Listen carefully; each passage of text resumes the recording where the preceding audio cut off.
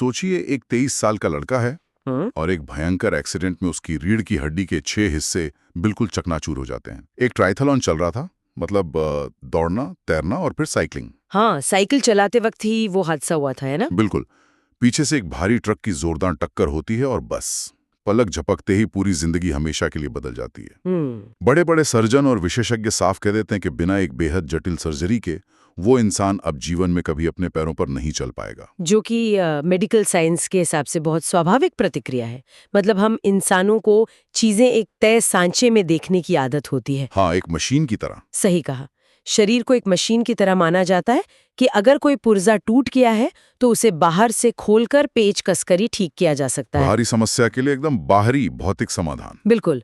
और ये विचार इंसानों को एक तरह की सुरक्षा का एहसास देता है। लेकिन आज की हमारी इस गहन चर्चा यानी इस डीप डाइव का मिशन ही उस आम समझ को पूरी तरह से चुनौती देना है। हाँ, क्योंकि हम जिस 23 साल की युवा की बात कर रहे हैं वो कोई और नहीं बल्कि डॉक्टर जो डिस्पेंजा थे। एग्जैक्टली।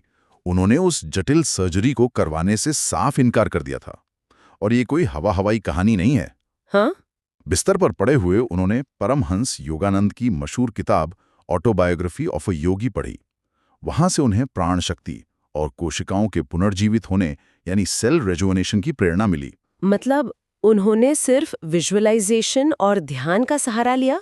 हाँ, और मेडिकल साइंस को चौंकाते हुए लगातार 9 हफ्ते के विजुअलाइजेशन के बाद 10वें हफ्ते में वो इंसान बिना किसी सर्जरी के अपने पैरों पर खड़ा हो गया और चलने लगा।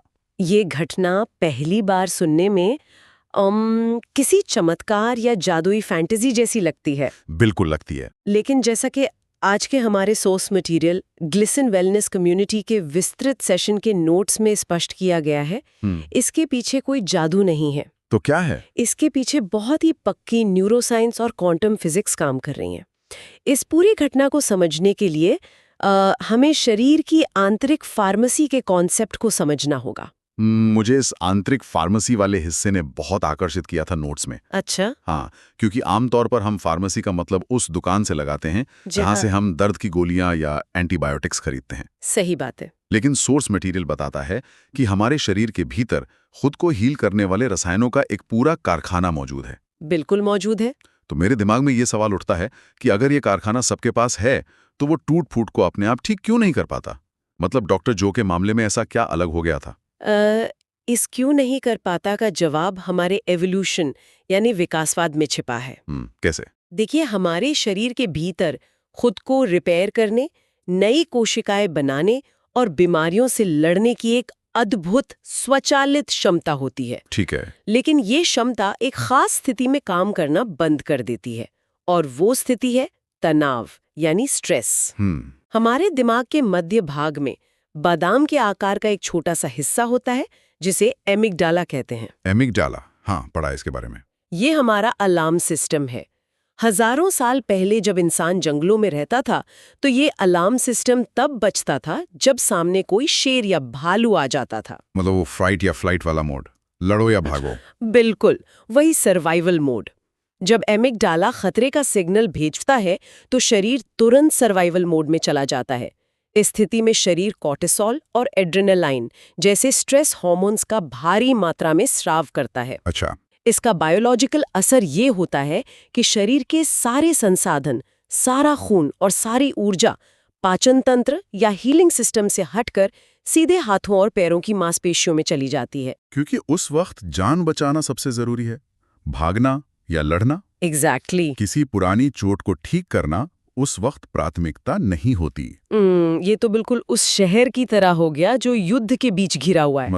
मतलब अगर किसी शहर पर हमला हो रहा हो और उस शहर की पूरी सेना, सारा पैसा और सारे संसाधन सिर्फ बाहरी दीवारों की रक्षा में लगा दिए जाएं, तो शहर के अंदर का सारा काम ठप पड़ जाएगा। अंदर की टूटी हुई सड़कों की मरम्मत कोई नहीं करेगा, अस्पतालों पर ध्यान नहीं दिया जाएगा, कचरा इकट्ठा होता रहेगा। बहुत ही सटीक तुलना है ये, है ना? हमारा शरीर भी तो क्रॉनिक स्ट्रेस में यही कर रहा है। वो बाहरी खतरे से लड़ने में इतना व्यस्त हो जाता है कि अंदरूनी टूट-फूट की मरम्मत करना ही छोड़ देता है। एकदम सही। और समस्या ये है कि आज के आधुनिक जीवन में वो जंगल वाला शेर तो नहीं है। हाँ। लेकिन हमारा एमिगडाला उस प्राचीन शेर के डर और आज के ऑफिस के स्ट्रेस, या ट्रैफिक जैम या ईएमआई की टेंशन में कोई फर्क नहीं कर पाता। मतलब दिमाग के लिए दोनों खतरे एक जैसे हैं। हाँ, जब इंसान लगातार तनाव में जीता है तो शरीर को लगता है कि वो 24 घंटे किसी खूंखार जानवर से लड़ रहा है। कॉर्टिसोल का स्तर हमेशा बढ़ा रहता है। समझ गया। ऐसे में शरीर उस आंतरिक फार्मेसी के शटर पूरी तरह गिरा देता है।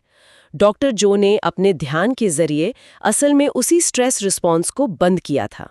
अच्छा, तो उन्होंने अपने अमिगडाला को शांत किया। बिल्कुल, उन्होंने नर्वस सिस्टम को सुरक्षित महसूस कराया, जिससे शरीर की रुकी हुई ऊर्जा वापस उसकी रीढ़ की हड्डी को रिपेयर करने में लग गई। यहाँ एक बहुत बड़ा सवाल खड़ा होता है। मैं सोच रहा था, बताइए। अगर ये स्ट्रेस इतना ही नुकसानदायक है तो इंसान इस लूप में इतनी बुरी तरह क्यों फंसा रहता है? मतलब हम जानते हैं कि चिंता करना बुरा है, फिर भी लोग सुबह उठते ही सबसे पहले अपना फोन चेक करते हैं। हाँ, बिल्कुल। वही पुराने ईमेल्स देखते हैं और तुरंत उसी पुराने तनाव में वापस लौट जाते हैं। हमारी ऊर्जा हमेशा इस बचाव मुद्रा में क्यों फंसी रहती है? इस मजबूरी को समझने के लिए हमें दिमाग की वायरिंग और न्यूरोप्लास्टिसिटी को गहराई से देखना होगा। सोर्स मटेरियल में एक बहुत ही चौंकाने वाला न्यूरोलॉजिकल तथ्य है। 35 साल की उम्र तक हमारा 95% सबकॉन्शियस माइंड यानी अवचेतन मन पूरी तरह से फिक्स हो जाता है। 95%? अरे बाप रे। हाँ, इसका मतलब तो ये हुआ कि 35 की उम्र के बाद इंसान सिर्फ 5% चेतन मन के सहारे अपनी जिंदगी के फैसले ले रहा होता है और बाकी 95% हिस्सा एक ऑटो पायलट की तरह पुरानी प्रोग्रामिंग पर चल रहा होता है। बिल्कुल। और इस ऑटो पायलट के बनने की एक ठोस जैविक वजह है। न्यूरोसाइंस में डॉक्टर जो का एक बहुत मशहूर सिद्धांत है, neurons that fire together wire together. Neurons that fire together wire together. इसका आसान मतलब क्या हुआ? है तो दिमाग के न्यूरॉन्स एक साथ फायर करते हैं। समय के साथ उन न्यूरॉन्स के बीच के भौतिक कनेक्शन, जिन्हें सिनेप्सिस कहते हैं, वो बहुत मजबूत हो जाते हैं। अच्छा। ये बिल्कुल एक घने जंगल में पगडंडी बनाने जैसा है। पहली बार चलने में मुश्किल होती है, लेकिन रोज उसी रास्ते पर चलने से वो एक चौड़ा पक्का रास्ता बन जाता है। तो हमारा दिमाग उन पुराने तनाव भरे विचारों और भावनाओं का रासायनिक तौर पर आदी हो जाता है। एकदम सही। मुझे यहाँ बंधे हुए हाथी के बच्चे का वो उदाहरण याद आ रहा है जो ग्लिसन कम्युनिटी के नोट्स में दिया गया था। हाँ, वो बहुत ही बढ़िया उदाहरण है ना? बचपन में एक हाथी को लोहे के मजबूत जंजीर से बांधा जाता है। वो उसे तोड़ने की बहुत कोशिश करता है, लेकिन तोड़ नहीं पाता। उसके दिमाग में ये बात बैठ जाती है कि वो इस बंधन को कभी नहीं तोड़ सकता। और जब वो हाथी बड़ा और बेहद ताकतवर हो जाता है, तब उसे सिर्फ एक पतली सी रस्सी से बांधा जाता है। बिल्कुल। वो चाहे तो एक झटके में उसे तोड़ सकता है, लेकिन वो ऐसा नहीं करता। तो मैं सोच रहा था, क्या हमारे दिमाग की ये जो फिक्स वायरिंग है, ये 95% अवचेतन प्रोग्रामिंग, क्या यही हमारी वो अदृश्य जंजीरें हैं? बिल्कुल। वो पतली रस्सी और कुछ नहीं, बल्कि हमारे ब्रेन वेव्स की एक खास अवस्था है। Brain waves? हाँ, जब इंसान लगातार चिंता में होता है, तनाव में होता है और दिमाग में अंतहीन विचारों का शोर चल रहा होता है, तो वो हाई बीटा ब्रेन वेव्स की स्थिति में होता है। High beta? ये हाई बीटा एक बहुत ही विश्लेषणात्मक और सर्वाइवल वाली स्थिति है। इस अवस्था में इंसान का दिमाग अलग अलग दिशाओं में ऊर्जा बिखेरता है और वो उस अवचेतन प्रोग्रामिंग की दीवार को कभी नहीं लांघ पाता। मतलब वो जंजीर और मजबूत होती जाती है। एग्जैक्टली। तो अगर हमें उस 95% हिस्से तक पहुंचना है और उस बचपन की प्रोग्रामिंग को बदलना है, तो हमें अपने ब्रेन वेव्स को धीमा करना होगा। हाँ, मैंने अल्फा ब्रेन वेव्स के बारे में सुना है, जैसे जब हम रिलैक्स होते हैं या कोई रचनात्मक काम कर रहे होते हैं। लेकिन नोट्स में बार बार थीटा वेव्स पर बहुत जोर दिया गया है। ये थीटा अवस्था क्या है और ये इतनी महत्वपूर्ण क्यों है? देखिए, अल्फा वेव्स निश्चित रूप से आराम की अवस्था हैं, लेकिन डॉक्टर जो के अनुसार थीटा अवस्था असली जादू की चाबी है। अच्छा। थीटा वेव्स गहरी नींद के ठीक आसपास या फिर बहुत गहरे ध्यान के दौरान पैदा होती हैं। इस अवस्था में इंसान का चेतन मन पूरी तरह से शांत हो जाता है और विश्लेषणात्मक दीवार गिर जाती है। थीटा वेव हमारे अवचेतन मन का गेटवे यानी मुख्य दरवाजा है। मतलब यहीं से अंदर घुसा जा सकता है? बिल्कुल। केवल इसी अवस्था में जाकर पुरानी न्यूरोलॉजिकल वायरिंग को उखाड़ा जा सकता है और नए विचार बोए जा सकते हैं। अरे वाह! जब इंसान थीटा में होता है तो वो अपने व्यवहार और स्वास्थ्य को सेल्यूलर लेवल यानी कोशिकीय स्तर पर गहराई से बदल सकता है। यहाँ तो ठीक है कि थीटा अवस्था हमें अवचेतन मन तक ले जाती है, लेकिन यहाँ से कहानी और भी ज्यादा दिलचस्प और थोड़ी जटिल हो जाती है। हाँ, बिल्कुल। अगर हम उस गहराई में पहुंच गए तो हम भौतिक शरीर को कैसे बदलते हैं? मतलब कोई विचार हमारी वास्तविकता, हमारी बीमारियों और यहाँ तक कि हमारे जीन्स को कैसे बदल सकता है? यहीं पर विज्ञान की दो बेहद आधुनिक शाखाएं आकर जुड़ती हैं, एपिजेनेटिक्स और क्वांटम फिजिक्स। एपिजेनेटिक्स। हाँ, सबसे पहले एपिजेनेटिक्स को समझते हैं। कुछ दशकों पहले तक विज्ञान मानता था कि अगर किसी के जीन्स में कैंसर या हृदय रोग लिखा है तो वो पत्थर की लकीर है। इसे जेनेटिक डिटर्मिनिज्म कहते थे। हाँ, कि जो जीन्स में है वो तो होकर रहेगा। बिल्कुल। लेकिन एपिजेनेटिक्स ने ये साबित कर दिया है कि जीन्स पत्थर की लकीर नहीं बल्कि स्विच की तरह काम करते हैं। स्विच? हाँ, मतलब उन्हें ऑन या ऑफ किया जा सकता है? एग्जैक्टली। और ये स्विच कौन दबाता है? कौन? हमारे विचार, हमारा पर्यावरण और हमारी भावनाएं। जब लोग तनाव में होते हैं तो जो रसायन पैदा होते हैं वे सेल के बाहर के रिसेप्टर्स पर चिपक जाते हैं और बीमारी वाले जीन्स को ऑन कर देते हैं। अच्छा। इसके विपरीत जब हम थीटा वेव में जाकर सकारात्मक और हीलिंग की भावनाएं महसूस करते हैं तो शरीर का रासायनिक वातावरण बदल जाता है। हाँ, और ये नया वातावरण स्वस्थ जीन्स को ऑन करता है। हाँ, और बीमारी वाले जीन्स को ऑफ कर देता है। ये तो एपिजेनेटिक्स का मैकेनिज्म हुआ। और क्वांटम फील्ड इसमें कैसे काम करता है? क्वांटम मॉडल इस बात पर आधारित है कि इस ब्रह्मांड में सब कुछ ऊर्जा है।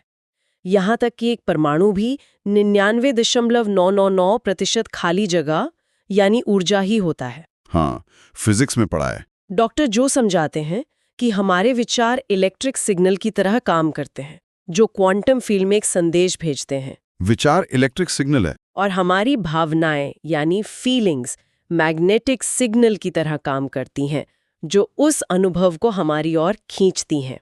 अच्छा। जब कोई स्पष्ट विचार और एक तीव्र भावना आपस में मिलती हैं तो वे एक शक्तिशाली इलेक्ट्रोमैग्नेटिक सिग्नल बनाते हैं।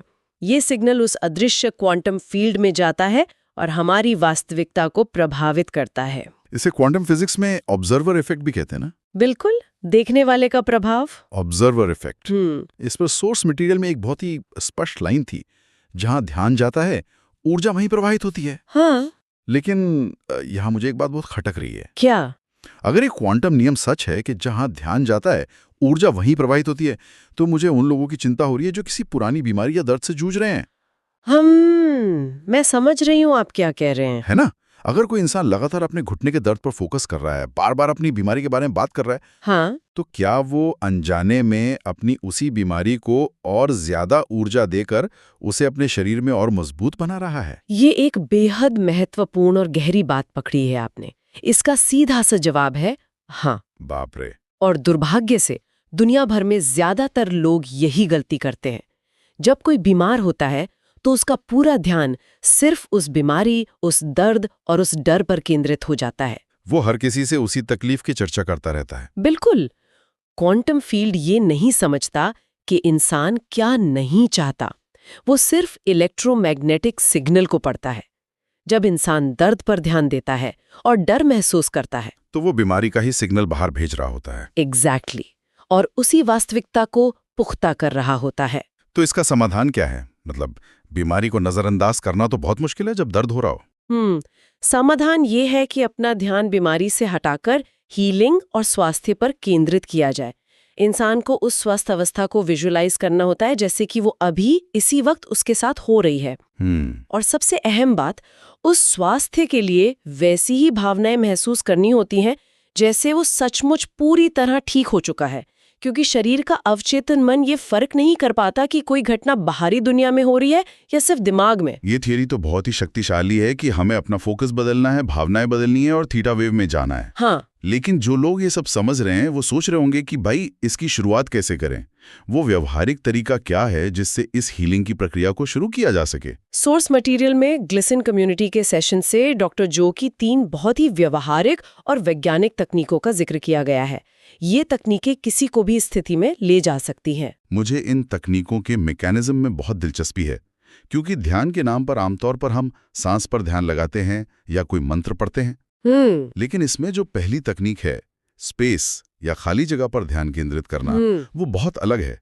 मतलब अपनी आंखों के पीछे की खाली जगह या कानों के बीच के स्पेस पर ध्यान देना। ये खाली जगह पर फोकस करने का क्या विज्ञान है? इसका विज्ञान बहुत ही गहरा है। जब इंसान किसी भौतिक वस्तु या यहाँ तक कि अपनी शरीर के किसी हिस्से पर ध्यान लगाता है, तो उसका दिमाग इस 3D भौतिक दुनिया से जुड़ा रहता है। हाँ, शरीर और दुनिया से। वह अपनी पहचान और अपने समय के बंधनों में ही उलझा रहता है। डॉक्टर जो कहते हैं कि जब आप स्पेस यानी खाली जगह पर ध्यान देते हैं, उस नथिंगनेस पर फोकस करते हैं, तो आप समबडी से नोबडी बन जाते हैं। मतलब इंसान अपनी भौतिक पहचान खो देता है। बिल्कुल, ध्यान इस भौतिक दुनिया से हट जाता है, और जब ऐसा होता है तब ब्रेन वेव स्वाभाविक रूप से धीमे होने लगते हैं और वो क्वांटम फील्ड से जुड़ जाता है। वो मूर्तिकार यानी स्कल्प्टर वाला उदाहरण बहुत सटीक लगा था। हाँ, वो कमाल का है। जैसे एक महान मूर्तिकार सिर्फ पत्थर के टुकड़े को नहीं देखता, वो उस पत्थर के आसपास की जो खाली जगह होती है, जिसे कला में नेगेटिव स्पेस कहा जाता है, उसे देखकर मूर्ति की कल्पना करता है। वैसे ही इंसान को अपने शरीर की इस बीमार या तनावग्रस्त भौतिकता को भूलकर उस खाली जगह पर ध्यान केंद्रित करना है, ताकि वो क्वांटम फील्ड में एक नए स्वास्थ्य की मूर्ति गढ़ सके। हाँ, खाली जगह पर ध्यान केंद्रित करना दिमाग को विश्लेषणात्मक लूप से बाहर निकालने का सबसे तेज तरीका है। लेकिन शुरुआत में कई लोगों को कुछ नहीं पर ध्यान लगाना डरावना या मुश्किल लग सकता है। हाँ, ये तो है। ऐसे में तनावग्रस्त नर्वस सिस्टम को शांत करने के लिए दूसरी तकनीक बहुत कारगर है, जिसे बॉक्स ब्रीदिंग कहते हैं। ये वही 4-4 वाला तरीका है ना? बिल्कुल। इसमें 4 सेकंड तक गहरी सांस अंदर लेनी होती है, फिर 4 सेकंड तक उस सांस को अंदर रोक कर रखना होता है, फिर 4 सेकंड तक सांस को धीरे धीरे बाहर छोड़ना, और अंत में 4 सेकंड तक बिना सांस लिए खाली फेफड़ों के साथ रुकना। वाह! ये एक चक्र है। ये सुनने में आसान है, लेकिन शरीर के अंदर इसका मैकेनिज्म कैसे काम करता है? सिर्फ सांस की गति बदलने से अमिगडाला का अलार्म कैसे बंद हो जाता है? इसे ऐसे समझिए, एक सामान्य स्थिति में इंसान 1 मिनट में लगभग 13 से 14 बार सांस लेता है। ठीक है। जब वो तनाव में होता है तो सांस उथली और तेज हो जाती है, लेकिन जब कोई ये 4 सेकंड वाली बॉक्स ब्रीदिंग करता है तो सांस लेने की दर घटकर मात्र 4 से 5 सांस प्रति मिनट हो जाती है। काफी कम हो गई। हाँ, हमारे शरीर में एक वेगस नर्व होती है जो दिमाग को पेट और दिल से जोड़ती है। जब इतनी धीमी और गहरी सांस ली जाती है तो ये वेगस नर्व दिमाग को एक बहुत ही स्पष्ट जैविक सिग्नल भेजती है। क्या सिग्नल? ये सिग्नल देती है कि बाहर कोई शेर नहीं है, सब कुछ सुरक्षित है। अरे वाह! ये तुरंत सिंपैथेटिक नर्वस सिस्टम को बंद कर देती है, जो तनाव के लिए जिम्मेदार है, और पैरासिम्पैथेटिक नर्वस सिस्टम को चालू कर देती है, जो आराम और पाचन के लिए है। शरीर रिलैक्स हो जाता है और हीलिंग के दरवाजे खुल जाते हैं। कमाल है यार। मतलब हम अपनी सांसों को एक रिमोट कंट्रोल की तरह इस्तेमाल करके अपने शरीर की पूरी केमिस्ट्री बदल सकते हैं। बिल्कुल बदल सकते हैं। और जो तीसरी तकनीक है विजुअलाइजेशन के साथ ग्रैटिट्यूड यानी कृतज्ञता महसूस करना, ये ग्रैटिट्यूड वाला हिस्सा सिर्फ एक अच्छी भावना से कहीं ज्यादा है ना? हाँ, ग्रैटिट्यूड सिर्फ एक दार्शनिक या नैतिक विचार नहीं है, इसका एक बहुत गहरा बायोकेमिकल असर होता है। कैसे? जैसा हमने चर्चा की, शरीर और दिमाग कल्पना और वास्तविकता के बीच का फर्क नहीं समझ पाते। अगर आंखें बंद करके एक खट्टा नींबू खाने की बहुत बारीकी से कल्पना की जाए तो मुंह में सचमुच लार बनने लगेगी, जबकि वहां कोई नींबू है ही नहीं। हाँ, ये तो होता है। इसी तरह जब ध्यान दें, ये विजुअलाइज किया जाता है कि शरीर पूरी तरह स्वस्थ है, दौड़ रहा है, और सबसे बढ़कर उस स्वास्थ्य के लिए दिल से ग्रैटिट्यूड महसूस किया जाता है, तो जादू होता है। धन्यवाद का मैकेनिज्म क्या है यहाँ? मतलब हम तो धन्यवाद तब बोलते हैं जब हमें कोई चीज मिल चुकी होती है। यही इसका रहस्य है। अच्छा। भावनात्मक रूप से हम थैंक यू तभी कहते हैं जब कोई घटना घट चुकी होती है। इसलिए जब बीमारी की अवस्था में स्वास्थ्य के लिए ग्रैटिट्यूड महसूस किया जाता है तो एमिगडाला और अवचेतन मन को ये मैसेज जाता है कि हीलिंग हो चुकी है। एग्जैक्टली। शरीर मान लेता है कि वो भविष्य की घटना वर्तमान में हो रही है और वो उसी हिसाब से स्वस्थ जीन्स को एक्टिवेट करना शुरू कर देता है। ये सब सुनने में बहुत ही तार्किक और विज्ञान से भरा लगता है, लेकिन यहाँ मैं थोड़ा सख्त रुख अपनाना चाहूंगा और एक सीधा पुशबैक देना चाहूंगा। जी बिल्कुल, पूछिए।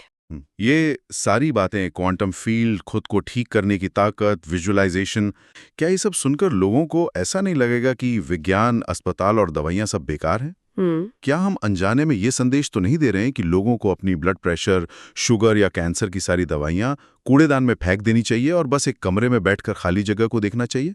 क्या ये पारंपरिक चिकित्सा यानी एलोपैथी के खिलाफ नहीं जाता? ये बहुत ही जरूरी सवाल है और इस पर स्पष्टता होना बेहद आवश्यक है। इसका जवाब है बिल्कुल नहीं। ठीक है। ऐसा सोचना एक खतरनाक गलती होगी। न तो डॉक्टर जो डिस्पेंजा और न ही ग्लिसन वेलनेस कम्युनिटी का ये सोर्स मटेरियल किसी भी तरह के मेडिकल ट्रीटमेंट या दवाइयों को छोड़ने की सलाह देता है। तो फिर पारंपरिक चिकित्सा और इस क्वांटम हीलिंग के बीच तालमेल कैसे बैठता है? इसका तालमेल एक हॉलिस्टिक यानी समग्र दृष्टिकोण में है। दवाइयां भौतिक शरीर के लक्षणों को संभालती हैं, जबकि ध्यान शरीर के भीतर के उस वातावरण को तैयार करता है जिससे वो दवा बेहतर काम कर सके। ग्लिसन कम्युनिटी का जो नाम है वही इस बात का सबसे बड़ा सबूत है। ग्लिसन, हाँ, ये एक एक्रोनिम है जिसमें पूरा स्वास्थ्य छिपा है। जी से गट हेल्थ और लिवर, आई से इंसुलिन सेंसिटिविटी, एस से स्ट्रेस रिडक्शन यानी तनाव कम करना, हाँ, टी से थॉट्स सकारात्मक विचार, ई से एक्सरसाइज और एन से न्यूट्रिशन। समझ गया। मतलब ये सिर्फ आंख बंद करके बैठने की बात नहीं है। इसमें पोषण, गट बैक्टीरिया, कसरत और इंसुलिन भी शामिल है। ये पूरी जीवन शैली का एक पैकेज है। बिल्कुल, ध्यान उस पैकेज का एक बहुत ही महत्वपूर्ण हिस्सा है। और सबसे बड़ी बात, इस पूरी प्रक्रिया के ठोस वैज्ञानिक और क्लिनिकल प्रमाण मौजूद हैं। ये सिर्फ कोई दार्शनिक बातचीत नहीं है। डॉक्टर जो ने हजारों लोगों के ब्लड टेस्ट और ब्रेन स्कैन किए हैं। इन टेस्ट्स में क्या मिला? मतलब क्या कोई ऐसा मार्कर है जिसे नापा जा सके? जी हाँ, शरीर की रोग प्रतिरोधक क्षमता का एक बहुत ही मुख्य मार्कर होता है जिसे IgA कहते हैं। IgA? यह शरीर का प्राथमिक डिफेंस सिस्टम है जो वायरस और बैक्टीरिया से लड़ता है। क्लिनिकल टेस्ट्स में ये देखा गया कि जो लोग नियमित रूप से इस तरह का ध्यान करते हैं, उनके शरीर में तनाव हार्मोन कॉर्टिसोल तेजी से गिरता है। और IgA का क्या हुआ? केवल 8 से 10 दिन के अभ्यास से उन लोगों के खून में IgA का स्तर 49% से लेकर 100% तक बढ़ गया। 100% तक की वृद्धि, और वो भी सिर्फ 8-10 दिन में? हाँ, ये तो शरीर की उस आंतरिक फार्मेसी के पूरी क्षमता से काम करने का साक्षात बायोलॉजिकल सबूत है। बिल्कुल, यही कारण है कि इसे अब स्यूडो साइंस नहीं कहा जा सकता। जब जरूरी मेडिकल डाइट और दवाइयों के साथ दिमाग की इस न्यूरोप्लास्टिक शक्ति को जोड़ा जाता है, तो शरीर की हीलिंग प्रक्रिया अपने चरम पर पहुंच जाती है। यह सचमुच आंखें खोल देने वाला है। तो अगर हम आज की इस पूरी गहन चर्चा के पन्नों को समेटें, तो एक बहुत ही स्पष्ट तस्वीर उभर कर आती है।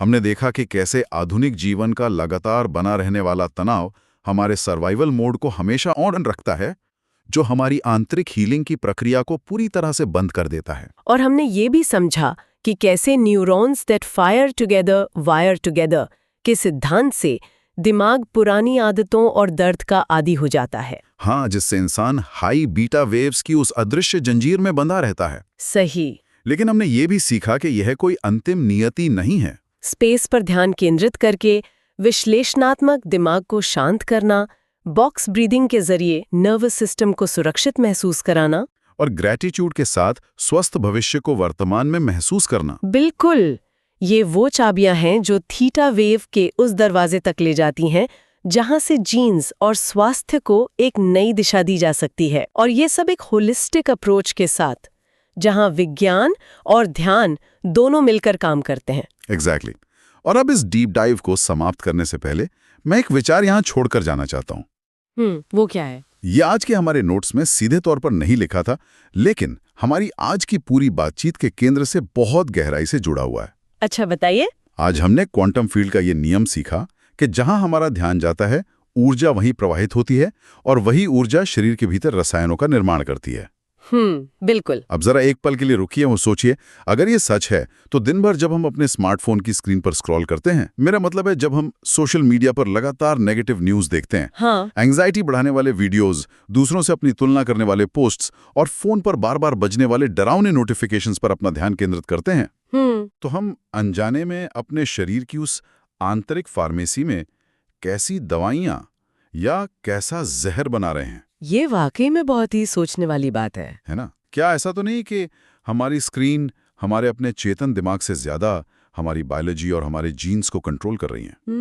क्या हम अपनी अनमोल जीवन ऊर्जा को उस दिशा में बहा रहे हैं जो हमें भीतर ही भीतर बीमार कर रही है? इस बारे में जरूर सोचिएगा। बिल्कुल। आज की इस गहन चर्चा में हमारे साथ गहराई तक उतरने के लिए बहुत बहुत धन्यवाद। मिलते हैं अगली बार एक नए विषय और नए नजरिए के साथ। तब तक अपनी सांसों पर ध्यान दें और स्वस्थ रहें।